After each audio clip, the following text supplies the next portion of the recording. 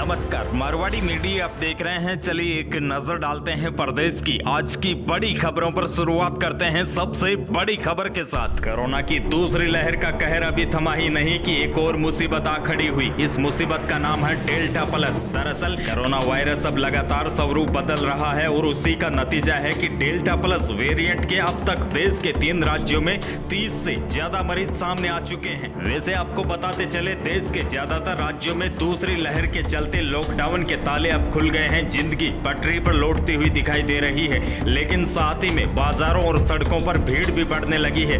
ऐसे में थोड़ी सी लापरवाही तीसरी लहर को न्योता दे सकती है और जिस तरह से डेल्टा वेरिएंट के मरीज मिल रहे हैं, कई विशेषज्ञों ने चिंता जाहिर की है कि संभावित तीसरी लहर के पीछे डेल्टा वेरिएंट हो सकता है।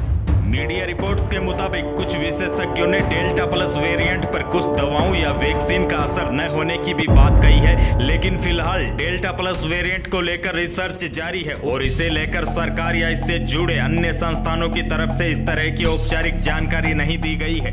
दरअसल डेल्टा वेरिएंट को कोरोना वायरस का सबसे संक्रामक रूप बताया जा रहा है, वहीं अब डेल्टा वेरिएंट डेल्टा प्लस में बदल गया है। इसीलिए विशेषज्ञ कहते हैं कि अब ज्यादा सतर्क और ज्यादा सावधानी बरतने की जरूरत है। प्रदेश की दूसरी बड़ी अपडेट की बात करें तो आरबीएसई स्टूडेंट के लिए मार्क्स का फॉर्मूला तैयार कर मंगलवार को शिक्षा मंत्री डोटासरा के पास भेज दिया गया है।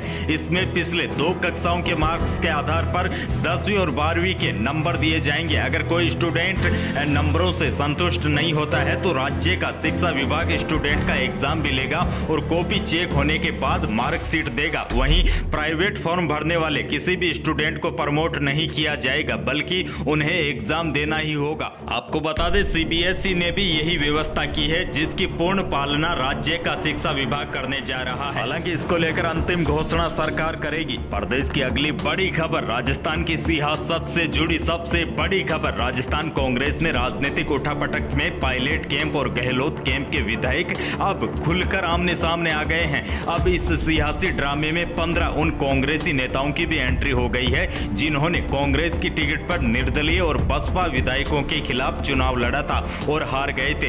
इन 15 कांग्रेसी प्रत्याशियों ने सोनिया गांधी को पत्र लिखा है। दरअसल 15 कांग्रेसी प्रत्याशियों ने सोनिया गांधी से शिकायत की है कि राजस्थान में कांग्रेस के पास स्पष्ट बहुमत होने के बाद भी कांग्रेस में निर्दलीय और बसपा विधायकों को ज्यादा वरीयता दी जा रही है, जबकि हमारे विधानसभा क्षेत्रों में कांग्रेस कार्यकर्ताओं और पार्टी संगठन के ढांचे को खत्म करने का काम किया जा रहा है। आपको बताते चले, गहलोत गुट और पायलट गुट के बीच अब खींचतान और ज्यादा बढ़ती जा रही है। अभी हाल ही में गहलोत गुट के निर्दलीय विधायक ने सचिन पायलट पर करारा हमला बोला है। गहलोत गुट के रामकेश मीणा ने कहा है कि सचिन पायलट बाहरी नेता है, वह राजस्थान से क्या मांगते हैं। यह बीजेपी के इशारे पर सरकार को अस्थिर करने का षड्यंत्र कर रहे हैं। यानी कि राजस्थान कांग्रेस में अब सीएम गहलोत और सचिन पायलट के खेमों की लड़ाई और तल्ख होती जा रही है। दिए गए एक बयान में रामकेश मीणा ने तो इतना तक कह दिया कि सचिन पायलट कांग्रेस को भारी नुकसान पहुंचा रहे हैं। रामकेश मीणा ने आरोप लगाया है कि सचिन पायलट जितने दिन राजस्थान में रहेंगे उतना ही भारी नुकसान कांग्रेस को होने वाला है। इसकी अगली बड़ी खबर की बात करें तो लॉकडाउन के बाद अब जनता महंगाई के बोझ तले दब रही है। दरअसल पेट्रोल और डीजल के दामों में लगातार इजाफा हो रहा है। डीजल 28 पैसे और पेट्रोल 29 पैसे और महंगा हो गया है।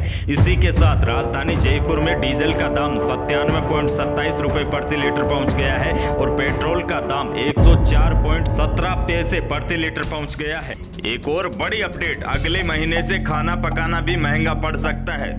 दरअसल एलपीजी के दाम 58 से लेकर 60 रुपए तक की बढ़ोतरी संभव बताई जा रही है। 1 जुलाई से नई दरें लागू हो सकती है और कॉमर्शियल सिलेंडर 87 रुपए से लेकर 90 रुपए तक महंगा हो सकता है। प्रदेश के मौसम को लेकर बड़ी अपडेट, मौसम विभाग की माने तो दक्षिणी पश्चिमी मानसून की रफ्तार अब धीमी पड़ गई है। मानसून की उत्तरी सीमा पिछले 5 दिनों से लगातार बाड़मेर, भीलवाड़ा, धौलपुर से गुजर रही है। लिहाजा मौसम की प्रतिकूल परिस्थिति की वजह से मानसून की गति धीमी हो गई है। मौसम विभाग की माने तो अब आने वाले 3 से 4 दिनों के दौरान मौसम साफ रहेगा। हालांकि प्रदेश के कई जिलों में हल्की से मध्यम दर्जे की बारिश और आंधी से भी इनकार नहीं किया जा सकता, लेकिन फिलहाल राजस्थान में मानसून की भारी बारिश के लिए और अधिक इंतजार करना पड़ेगा। तो यही थी प्रदेश की आज की कुछ बड़ी और महत्वपूर्ण अपडेट्स। राजस्थान की बड़ी खबरों से अपडेट रहने के लिए चैनल को सब्सक्राइब जरूर कीजिएगा। धन्यवाद।